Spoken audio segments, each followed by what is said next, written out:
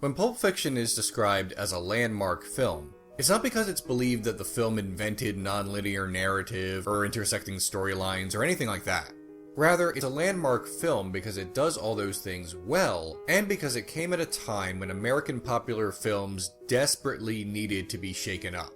Even with its pastiche of art styles, it's still far less cookie-cutter than much of what Hollywood produces. There's a saying about film I once heard: intentionally or otherwise, all movies are commentary on other movies. Pulp Fiction reminds me of that. It not only pays homage to other films, but also dares other films to let loose. Tarantino and Roger Avary get a lot of credit for why Pulp Fiction was as good as it was, but cinematographer Andrei Sakula should get a nod here as well. Known for cinematography on such films as American Psycho and over a dozen others. Notice that there are a lot of low-angle shots in this film. They appear when we need to see our characters as imposing, such as when Jules and Vincent are grabbing their guns from the trunk, or when Pumpkin is robbing the restaurant, or when Vincent is buying drugs. He and this drug dealer are talking about the collapse of society. The angle suggests their false feelings of superiority and actual hypocrisy. We should have shotguns with this kind of deal. So that means it could be up to 5 guys up there? It's possible. We should have shotguns. Speaking of visuals, Vincent's journey through the film is shown through his most frequent location, the bathroom.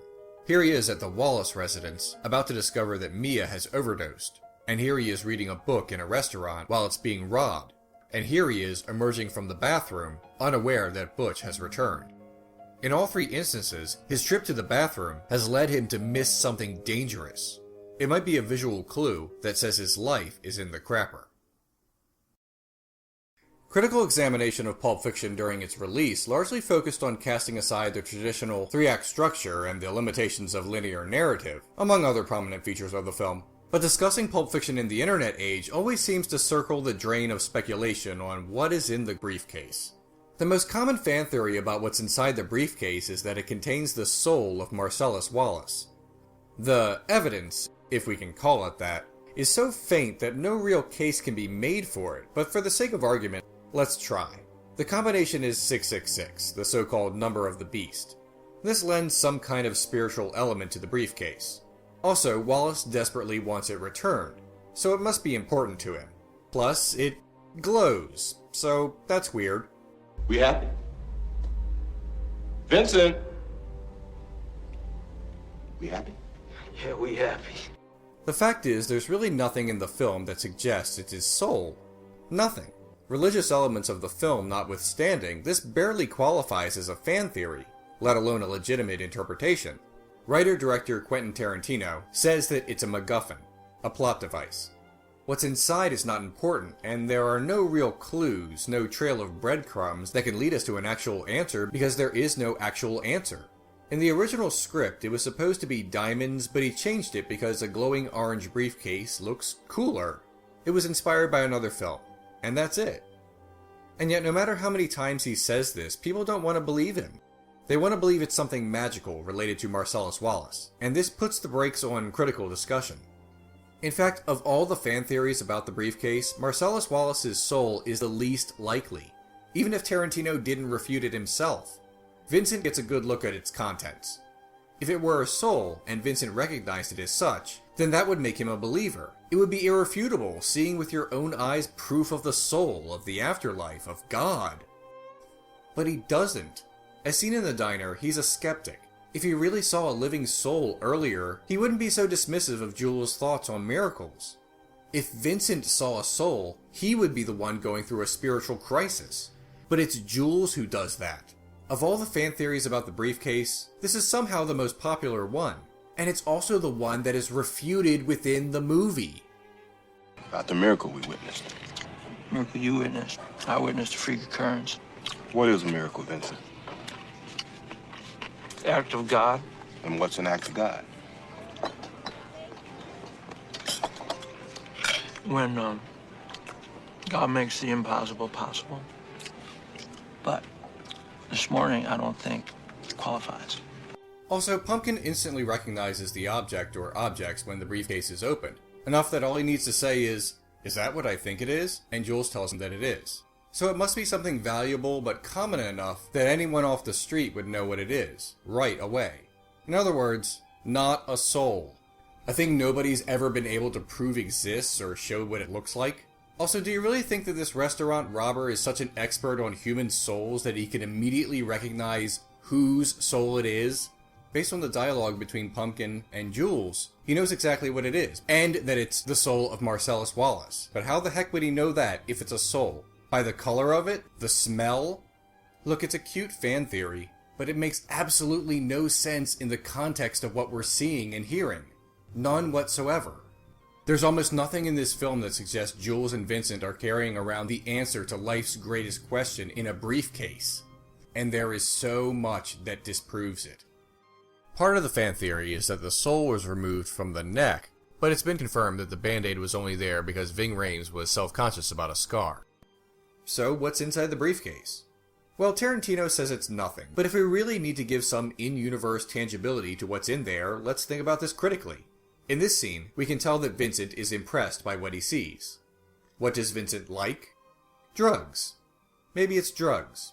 Or money. Enough money to buy drugs. Or something valuable that he could sell to buy drugs. Speculation on the scene sometimes leads people to try and think of things that could possibly glow that brightly, but that assumes that the characters are the people seeing the glow, instead of the audience. It could just as easily be something that does not glow, and only the audience is seeing it. The glow is expressionistic, not literal. Expressionism is an artistic movement that most know through fine art, but it has been adapted for film as well. The idea is to distort subjective perspective to emphasize emotion. So the glowing briefcase may really only be glowing in the sense that those who see it believe it has value. What could genuinely, literally be glowing that brightly and be that valuable? Gold wouldn't glow that much. Assuming the contents of the briefcase really do glow is like saying Mia literally creates rectangles out of her fingers. It's expressionism. Put more simply, it's a cartoon. The briefcase has more to do with the audience than the characters. We see what we want in it. That may be unsatisfying, but based on everything Tarantino himself has said, and the lack of real clues inside the film, that's the closest thing we're ever going to have to an answer. The contents aren't a secret. The contents just aren't important, and don't really exist. Towards the end of Pulp Fiction, Jules tells Pumpkin that the Bible passage that he quotes before he kills someone had always been something that he just thought sounded menacing and never gave much thought to what it meant.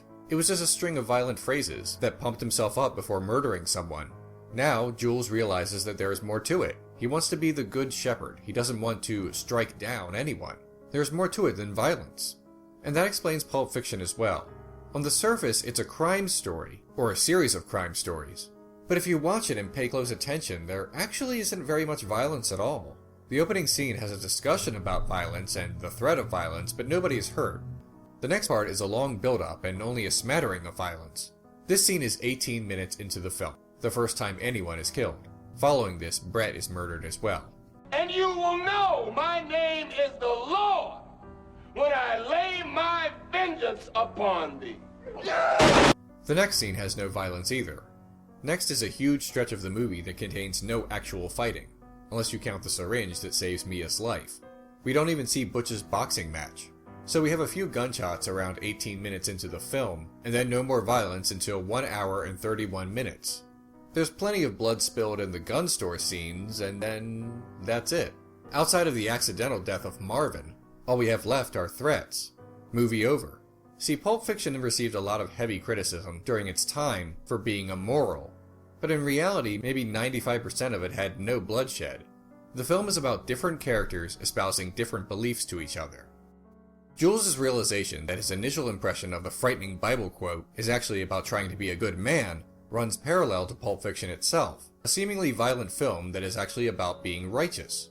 That's what Jules wants, and it seems he achieves it at the end. And whether or not God actually did get involved in their lives, the film makes it clear that Vincent made the wrong call, resulting in his death, and Jules made it out alive.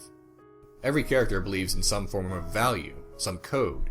Butch killed a man and felt nothing for him. Plus, saving Wallace at the end could have been out of sympathy, but it's just as likely that he did it to be free of his organization's manhunt. Even if Wallace died, his associates would still be out for blood. However, even if we disregard him saving Wallace, Butch actually values something. He values his father's sacrifice. So much, in fact, that he's willing to recover his father's watch, which is very risky for him. The couple in the beginning are criminals, but they value each other. Even Vincent reminds himself not to touch Mia, despite an obvious attraction. He tells himself that this is a moral test. And of course, Jules is our redemptive character. The truth is, you're the weak, and I'm the tyranny of evil men. But I'm trying, Ringo. I'm trying real hard to be the shepherd. Pulp Fiction is an ensemble film, but if there's a main character, it would be Jules. He goes through an arc, he changes, he wants to be a better person, and that's what the film is about, more than the trivial stuff that we all remember, like Fox Force 5 or what Europeans call their burgers. This is a powerful film about redemption.